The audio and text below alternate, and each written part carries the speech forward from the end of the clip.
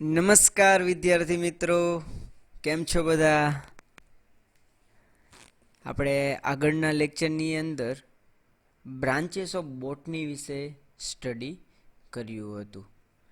આજે આપણે ઓબ્જેક્ટિવ જોવાના છે, એટલા માટે મેં ટાઇટલનું નામ રાખેલું છે career scope and objective. Actually આપણે લોકોએ ફર્સ્ટ લેક્ચરની અંદર કેરિયર સ્કોપ છે એ સ્ટડી કરી લીધા છે, પણ આની સાથે સાથે ટોપિક છે એ કમ્બાઈન છે, એટલા માટે થોડુંક આપણે રિપીટ કરશું એ વસ્તુ. રાઈટ? તો ચાલુ કરીએ. આગળના લેક્ચર આઈ હોપ બધાએ કમ્પ્લીટ કરી લીધા હશે. તો આ સિલેબસનો એક પાર્ટ છે ઓબ્જેક્ટિવ. તમારે એક્ઝામની અંદર ઘણી વખત પૂછાય છે કે what is the objective of botany. તો એની અંદર તમારે અમુક પોઈન્ટ છે એ તમારી જાતે લખવાના હોય છે. સો આ બધી વસ્તુ આપણે ભણી ગયા છીએ કે જે બોટની છે એની અંદર કેરિયર છે બહુ જ પ્રિફર કરે છે. આખા ઇન્ડિયાની અંદર તમે કેરિયર બનાવી શકો છો. Right? Like that any job પ્રોફાઇલની વાત આપણે કરી હતી કે તમે આખી લાઈફ ટાઈમ તમે પ્લાન્ટ સાથે કનેક્ટિંગ રહો છો અને તમે રિસર્ચની અંદર જઈ શકો છો. તમે ઘણી બધી એવી ઇન્ડસ્ટ્રીઝ છે, લાઈક દેટ સીડ ઇન્ડસ્ટ્રીઝ છે, ઓઇલ ઇન્ડસ્ટ્રીઝ છે, ફાર્માસ્યુટિકલ કંપની હોય છે, ટીચિંગ લાઇન છે, સેલ્ફ એમ્પ્લોયમેન્ટ છે. તમે પોતાની જાતે કંઈક કરી શકો છો, નર્સરી બનાવી શકો છો, ટિશ્યુ કલ્ચર લેબ બનાવી શકો છો. ઘણી બધી વસ્તુ છે કે જે ડાયરેક્ટલી પ્લાન્ટ સાથે કોરિલેટ કરતી હોય, તમે ડાયરેક્ટલી પ્લાન્ટ સાથે જોડાયેલા રહેતા હોય. તો આની અંદર તમે તમારું કેરિયર છે એ બનાવી શકતા હો છો. અને જે પર્સન્સ બોટની સાથે જોડાયેલો હોય, બોટનીની ફિલ્ડ સાથે જોડાયેલા હોય, તો એને શું કહેવામાં આવે છે? બોટનિસ્ટ તરીકે ઓળખવામાં આવે છે. આ બધી આપણે વાત કરી ગયા છીએ. અને એની જે જોબ છે એની પણ આપણે વાત કરી હતી કે નોર્મલી એક જેની મેન બ્રાન્ચ જે આવે છે ફોરેસ્ટ અને એગ્રીકલ્ચર, કે જેની અંદર આપણને ખબર છે કે ફોરેસ્ટ છે અત્યારે બહુ જ ઇમ્પોર્ટન્ટ છે આપણા માટે. રાઈટ? અને ફોરેસ્ટનું જે મેનેજમેન્ટ કરવું સરખી રીતના, એમાં કઈ પ્લાન્ટની સ્પીસીસ એવી છે કે જે એન્ડેન્જર છે, અમુક થ્રેટેન્ડ હોય છે, તો એવી સ્પીસીસને બચાવી, એન્ડેમિક હોય એને બચાવી, કે બની શકે આ એરિયામાં જોવા મળતી હોય અને બીજા એરિયામાં ના જોવા મળતી હોય. તો આવી જ બધી ફોરેસ્ટની અંદર જે સ્પીસીસ હોય છે એનું મેનેજમેન્ટ કરવું, સસ્ટેનેબલ આપણે મેનેજમેન્ટ જેને કહેતા હોય કે નેચરલ રિસોર્સિસના મેનેજમેન્ટ કરવા, અને ઘણી બધી એવી પ્રોસેસ જે થતી હોય છે, એવી પ્રક્રિયા થતી હોય છે ફોરેસ્ટની અંદર. એની સામે કંઈક આમ કહીને આપણે કે એની સામે કંઈક આપણે નિર્ણય લેવો. તો આ બધા જે વ્યક્તિઓ જે છે એ પ્લાન્ટ સાથે બહુ જ સારી રીતના એટેચ હોય છે, બહુ જ સારી રીતના એની સાથે રહેતા હોય છે કે જે લોકો સરખી રીતના નિર્ણય લઈ શકે. તો ફોરેસ્ટની જોબ છે બહુ જ બેટર હોય છે આપણા લોકો માટે. અને એવી જ રીતના એગ્રીકલ્ચર છે. હવે ખબર છે કે દિવસે દિવસે જેમ હ્યુમનની જે સંખ્યા છે વધતી જાય છે, રાઈટ? તો એવી જ જેમ જેમ હ્યુમનની સંખ્યા વધે છે એમ એમ આપણો જે ફૂડ છે એની રિક્વાયરમેન્ટ પણ વધે છે. ફૂડની રિક્વાયરમેન્ટ વધે છોકરાઓ, પણ ફૂડ છે એટલું ઉત્પાદન નથી થતું. આપણને ખબર છે આપણો દેશ કૃષિ પ્રધાન દેશ છે, પણ એટલું એગ્રીકલ્ચરની જે પ્રોડક્ટ છે એ જેટલી બધી નથી નીકળતી. હમણાંનું જે એન્વાયરમેન્ટ તમે કહો કે જે પણ કહો, એનું ક્લાઇમેટ હમણાં ઘણું બધું ચેન્જીસ થઈ ગયું છે. પહેલાં જેટલું યીલ્ડ આપણને મળતી હતી એટલી યીલ્ડ છે અત્યારના ટાઈમમાં મળતી નથી. અને બની શકે એવા રિઝલ્ટ એમને એવા પ્રૂફ પણ મળેલા છે કે મળે છે, પણ એના સામે પણ બહુ જ મોટું નુકસાન થાય છે. આપણે લોકોને ખબર છે કે આપણે જેટલી વધારે પ્રમાણમાં આપણે લોકો સેન્દ્રિય વસ્તુનો યુઝ કરશું એટલો આપણને લોસ છે. આપણે બને ત્યાં સુધી નેચરલ પ્રોસેસ જેટલી થતી હોય, નેચરલ પ્રોડક્ટ જે હોય છે એની યુઝ કરશું એગ્રીકલ્ચર માટે, તો બહુ જ ફાયદો છે આપણા માટે.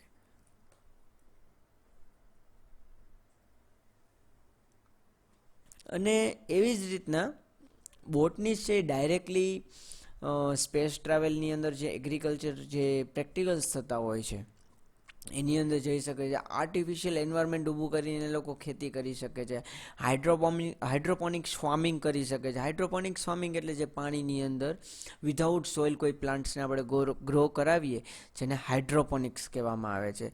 તો વેરિયસ ઇન્ટરેસ્ટિંગ એરિયા હોય, તમારા પાસે જેટલા વિચાર હોય છે, એ વિચારના આધારે તમે લોકો રિસર્ચની અંદર પણ જઈ શકો છો. તમારી પાસે કેટલું બ્રોડ માઇન્ડ છે એના પર ડિપેન્ડ છે. તમને કેટલા વિચાર આવે છે પ્લાન્ટ રિલેટેડ કે જેની અંદર આપણે રિસર્ચ કરી શકીએ, એ બધી વસ્તુ ઉપર આપણે લોકો આગળ કામ કરી શકીએ છીએ.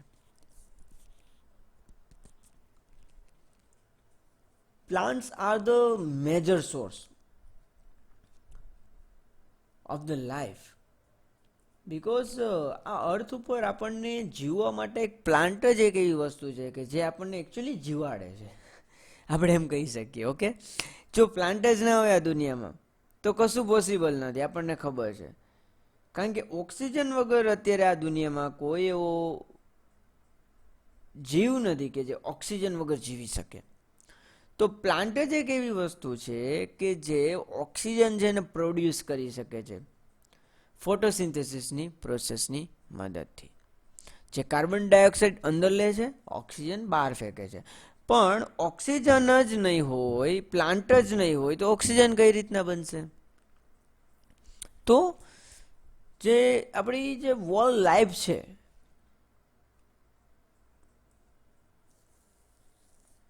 એ પૂરેપૂરી પ્લાન્ટ્સ ઉપર ડિપેન્ડન્ટ છે, એવું આપણે કહી શકીએ.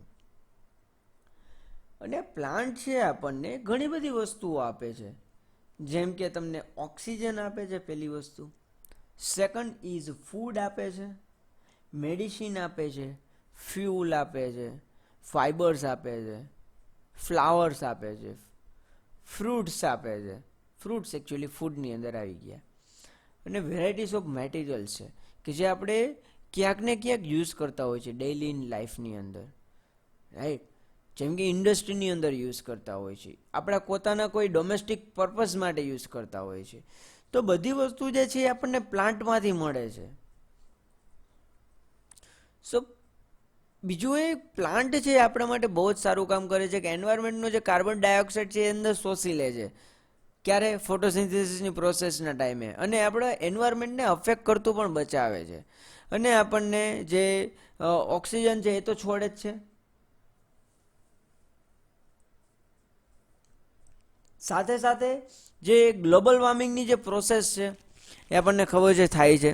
એ ગ્લોબલ વોર્મિંગ જે પ્રોસેસ છે એને પણ અટકાવવા માટે બહુ જ સારું હેલ્પફુલ છે.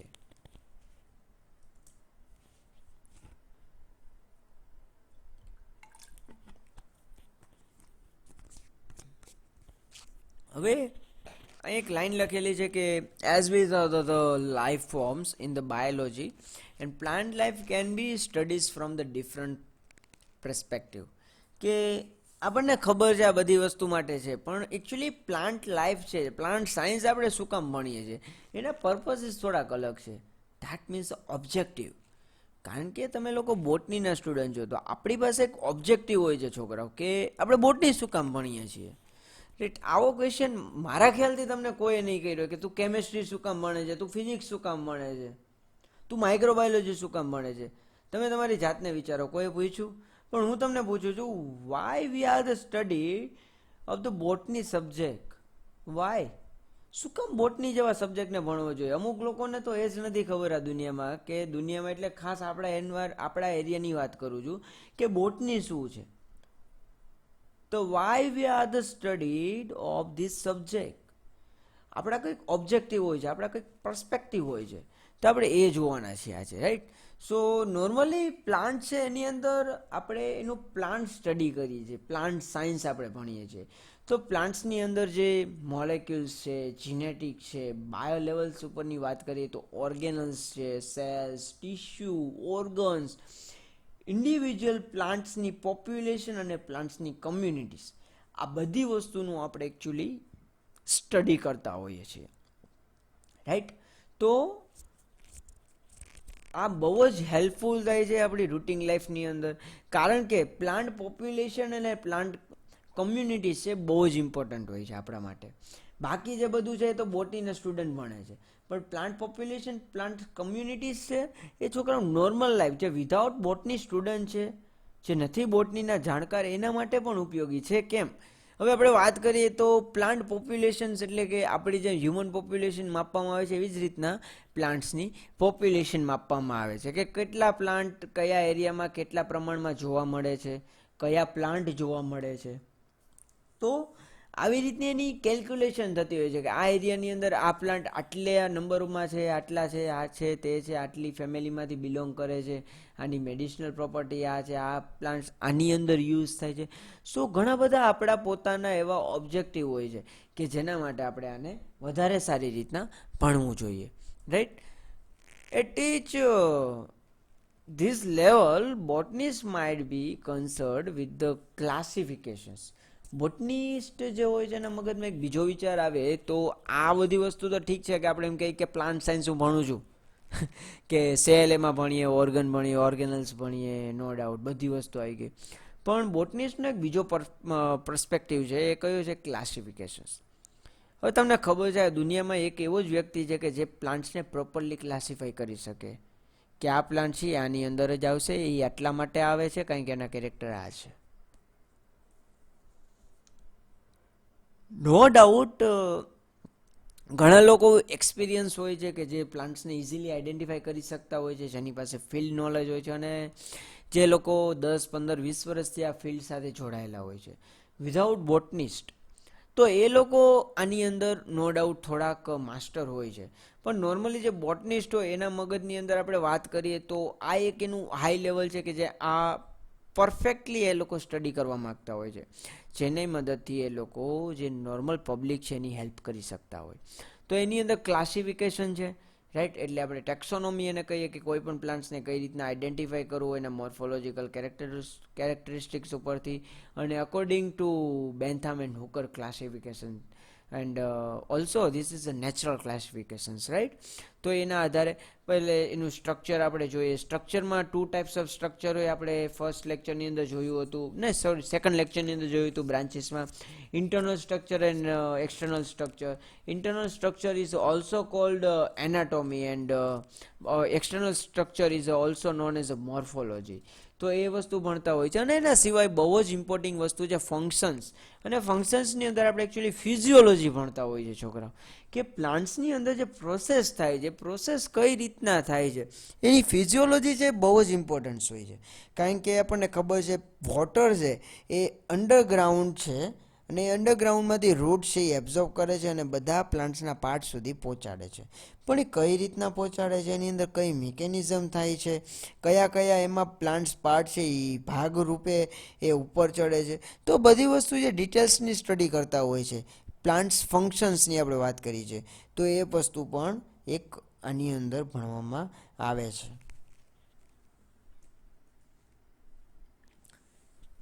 A good understanding of the plants is crucial to the futures of the human society.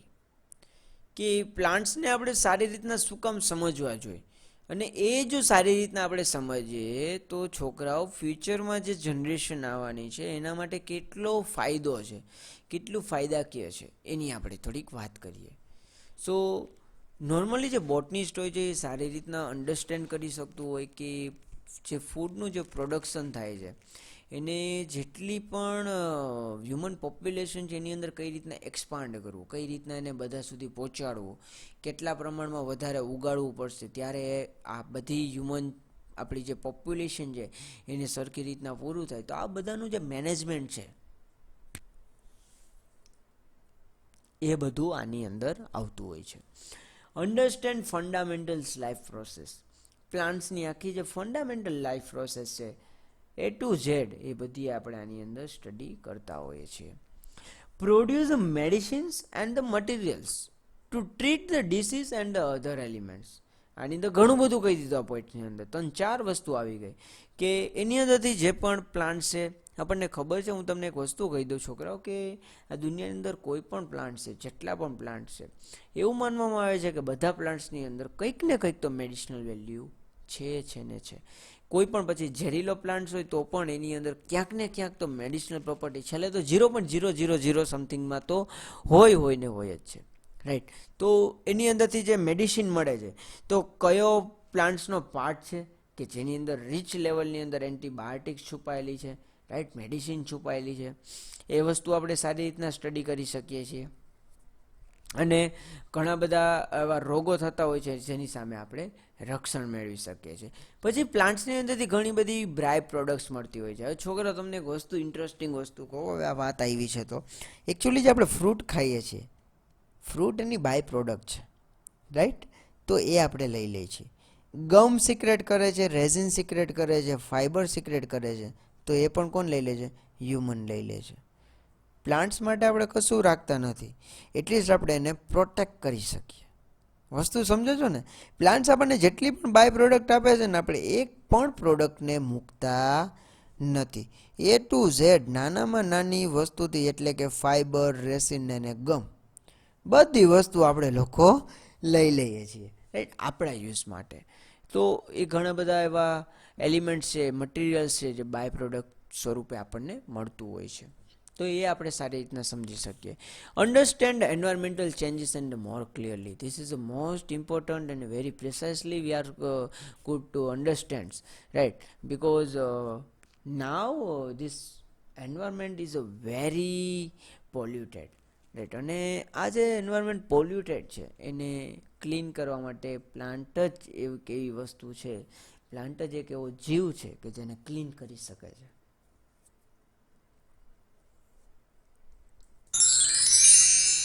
Right. એના સિવાય કોઈ એવી વસ્તુ નથી કે જે આપણું એન્વાયરમેન્ટ છે એને ક્લીન કરી શકે, રાઈટ. કોઈ એવી વસ્તુ હોય તો તમે મને કોમેન્ટ કરીને જણાવી શકો છો કે સર, આ એક એવી વસ્તુ છે કે જે આપણા એન્વાયરમેન્ટને ક્લીન કરી શકે છે.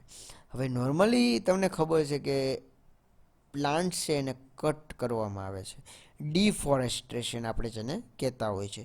તો આ ડિફોરેસ્ટ્રેશનથી ઘણું બધું નુકસાન થાય છે છોકરાઓ. કારણ કે ઓક્સિજન છે, ઓલરેડી હ્યુમન પોપ્યુલેશન્સ વધતી જાય છે, રાઈટ. તો જેના આધારે આપણે વાત કરીએ તો ઓક્સિજનનું જે લેવલ છે એ આપણે લગભગ આજથી 5 વર્ષ ભણતા હતા પહેલાં, એવું અમે લોકો હતા ત્યારની વાત કરીએ તો 21% આવતું હતું. તો મારા ખ્યાલથી હવે 21% છે એ તો ડાઉન થઈને અત્યારે તો મારા ખ્યાલથી 18-19 તો પહોંચી ગયું હોય. ભલે એ લોકો સાચા રિપોર્ટ ના આપતા હોય, પણ મારા ખ્યાલથી એ 18-19% સુધી તો આવી ગયું હશે. અને કાર્બન ડાયોક્સાઇડનું જે લેવલ છે એ ઇન્ક્રીઝ થઈ ગયું હશે, રાઈટ. પણ અત્યારે સાચા રિપોર્ટ છે ઘણા બધા આપણને મળતા નથી. તો આ પ્લાન્ટ્સને જેમ આપણે ગ્રો કરશું વધારે, જેમ પ્લાન્ટ્સને આપણે ગ્રો કરશું એવી રીતના કાર્બન ડાયોક્સાઇડ છે એ ઓટોમેટિક એબ્ઝોર્બ થશે, ઓટોમેટિક એનું લેવલ ડાઉન થશે અને ઓક્સિજનનું લેવલ વધશે. હવે પ્લાન્ટ જ ઓછા હશે તો આ કોઈ પણ રીતના આપણું જે પોલ્યુશન છે એને આપણે કંટ્રોલ કરી શકશું નહીં. તો એઝ અ બોટનિસ્ટ, તમે લોકો બધા બોટનિસ્ટ જ છો, રાઈટ. તો એઝ અ બોટનિસ્ટ વાત કરું તો તમે તમારી જાતને એક વખત પૂછો કે અત્યાર સુધીમાં તમે કેટલા પ્લાન્ટ્સને ઉગાડ્યા છે, વાવ્યા છે, અને કેટલા પ્લાન્ટ્સને તમે પ્રોટેક્ટ કર્યા છે. તમે ઉગાડો નહીં તો કંઈ નહીં, પણ આપણે એને બચાવી તો શકીએ જ છીએ. તો ઘણા બધા એવા ગુડ રીઝન છે કે જેના માટે આપણે લોકો બોટનીને સ્ટડી કરીએ છીએ. સમજાઈ ગયું? આ એના ઓબ્જેક્ટિવ હતા અને એના થોડાક આપણે સ્કોપની વાત કરી. હવે એક નવો ટોપિક આપણે ચાલુ કરીએ, કારણ કે લેક્ચર નકર બહુ જ શોર્ટ થશે. એના માટે આજે થોડાક આપણે 1-2 ટોપિક છે નાના નાના એ કવર કરી લઈએ. જે મોટો ટોપિક છે એ આપણે બાકી રાખશું, પણ એની પહેલાંની જે નોર્મલ જે બેઝિક ડિટેલ્સ છે એ આજે આપણે લઈ લઈએ. તો એની અંદર થોડુંક આપણે જોઈએ બાયોલોજિકલ ક્લાસિફિકેશન છોકરાઓ. તો નોર્મલી બાયોલોજિકલ ક્લાસિફિકેશન જે તમે 11-12 સાયન્સની અંદર ભણી ગયા છો, આપણા સિલેબસમાં ડાયરેક્ટ 5 કિંગડમ ક્લાસિફિકેશન આવે છે જે તમે 9મા ધોરણથી ભણતા આવો છો, રાઈટ. જે નવા સિલેબસ પ્રમાણે 5 કિંગડમ ક્લાસિફિકેશન સ્ટાન્ડર્ડ 9થી આવે છે.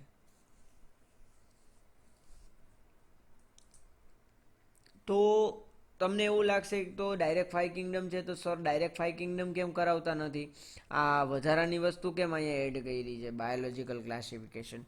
તો એટલે મેં એડ કરી છે કે જેથી આપણે થોડુંક બેઝિક ક્લિયર થાય. તો તમારું બેઝિક ક્લિયર હશે તો તમને લોકોને એક્ઝામની અંદર સરખી રીતના પેપર આપવાની મજા આવશે. તમારું જે બેઝિક જે કોન્સેપ્ટ છે એ ક્લિયર થશે, જેની મદદથી તમે after 1 years, after 2 years and last year જ્યારે આવે ત્યારે તમને વાઇવાની અંદર કોઈ પ્રોબ્લેમ આવે નહીં. અને first semester, second semester, third sem, fourth સેમમાં પણ વાઇવા તો હોય, પણ એ કેવું છે કે આપણે લેતા હોય છે, પણ બહારથી વાઇવા લેવા આવે ત્યારે આપણું નાક કપાય જો તમને બેઝિક ના આવડતું હોય તો. એટલા માટે અત્યારે બધી પ્રિપરેશન રાખવી જરૂરી છે. તો અહીં એક મસ્ત ઇમેજ આપેલી છે, ફૂડ, ક્લોથિંગ એન્ડ ધ શેલ્ટર્સ. કોઈ પણ હ્યુમન છે, કોઈ પણ લિવિંગ લાઈફ છે, અને ખાસ કરીને હ્યુમનની વાત કરવાની છે કે જેને જીવવા માટે આ 3 વસ્તુની જરૂર છે, રોટી, કપડાં અને મકાન. રોટી ધેટ મીન્સ ફૂડ, મકાન that means શેલ્ટર્સ.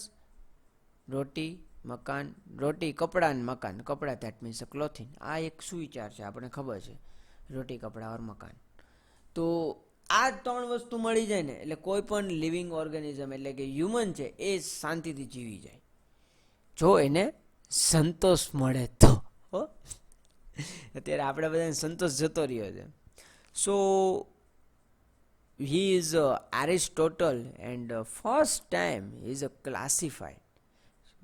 So and this is called Aristotle classification, and normally classified into 2 different divisions. First is a plante, and in plante, that means a plant. In plant, 3 types of plants are the divide. That means trees, shrubs and herb. And another is animals. Animals ની અંદર એને red blood અને જેને red blood ના હોય એને અલગ કર્યા. હવે આ પહેલું ક્લાસિફિકેશન છે 2 કિંગડમ ક્લાસિફિકેશન. એરિસ્ટોટલ દાદાએ આપ્યું હતું. એરિસ્ટોટલ દાદા એટલે સૌથી જૂના, રાઈટ? આ બધું 12માં ભણી ગયા છો ને છોકરા. એના પછી છે Carl Linnaeus. He is father of the botany, right? Father of the biology પણ કહેવામાં આવે છે, બોટની પણ કહેવામાં આવે છે એને. અને લિનિયસે ક્લાસિફિકેશન આપ્યું છે પ્લાન્ટ કિંગડમમાં, પણ અમુક વસ્તુ એનાથી ક્લિયરલીફાઈ નથી થઈ. એ કઈ છે, યુકેરેટિક અને પ્રોકેરેટિક ઓર્ગેનિઝમને સરખી રીતના આઈડેન્ટિફાઈ ના કરી શક્યા, ક્લાસિફાઈ ના કરી શક્યા. યુનિસેલ્યુલર, મલ્ટીસેલ્યુલર ઓર્ગેનિઝમને અલગ નથી કરી શક્યા. અને ફોટોસિન્થેટિક અને નોન ફોટોસિન્થેટિક ઓર્ગેનિઝમ છે એને પણ અલગ કરી શક્યા નથી, રાઈટ? તો કાર્લ લિનિયસનું જે ક્લાસિફિકેશન છે નોર્મલી યુઝ થતું નથી. એરિસ્ટોટલે પણ આપ્યું છે, પણ એ પણ આપણે નોર્મલી યુઝ કરતા નથી. અને તો આપણે વાત કરીએ તો આપણે કયું ક્લાસિફિકેશન યુઝ કરીએ છીએ? So we are the using of the 5 kingdom classifications, right? And these 5 kingdom classifications proposed by R.H. Whitaker in 1969, and he is divided into 5 kingdom. First is a Monera, second is a Protista, third is a fungi, fourth is a Plantae, and fifth is a Animalia. And જો આ topic છે એ આપણે next લેક્ચરની અંદર રાખશું તો વધારે મજા આવશે, કારણ કે આ લેક્ચરની અંદર લઈશ તો શું થશે, આ લેક્ચર મોટો થઈ જશે. એના માટે આજે 5 કિંગડમ ક્લાસિફિકેશન છે એ ડિટેલ સ્ટડી આપણે નેક્સ્ટ લેક્ચરની અંદર જોઈએ, રાઈટ? તો આજના દિવસમાં આપણે કેરિયર, સ્કોપ અને ઓબ્જેક્ટિવ જોયા, અને બાયોલોજિકલ ક્લાસિફિકેશનનું થોડુંક બેઝિક જોયું.